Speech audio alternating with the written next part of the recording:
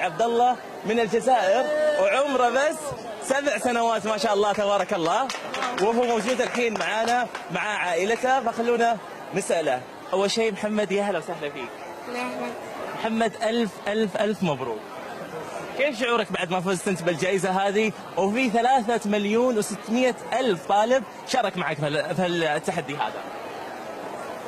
أنا سعيد جدا لأنني كنت الفائزة في هذه المسابقة، وأهدي هذا الفوز العظيم إلى كل الشعب الجزائري والعربي، وفوزي بهذا اللقب تأكيد لقول الإمام عبد الحميد بن مديس: شعب الجزائر مسلم وإلى العروبة ينتسب، من قال حاد عن أصله أو قال ما كذب، فإذا هلكت بصيحتي تحيا الجزائر والعرب.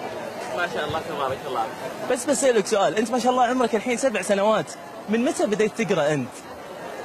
يعني القراءة لقد بدأتها متأخرا، لأن الجزائر التحقت بالمشروع متأخرة،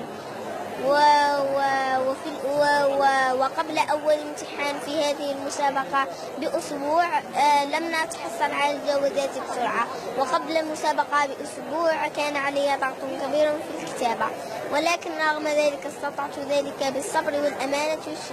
ما شاء الله تبارك الله. طيب بس بعطيك هذه، أنا خلني أعطيك إياها. هذه جائزة المركز الأول، شنو تعني لك هذه؟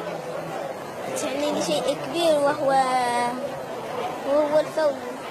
طيب كلمة تقولها للي سوى التحدي هذا، للشيخ محمد بن راشد.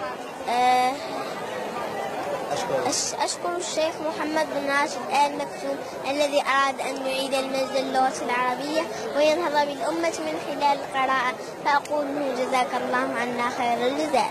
كل اللي أقوله الله يحفظك إن شاء الله، وإن شاء الله نشوفك في المستقبل حاجة كبيرة. بس خلوني أقول لكم على شغلة، صاحب المركز الأول أو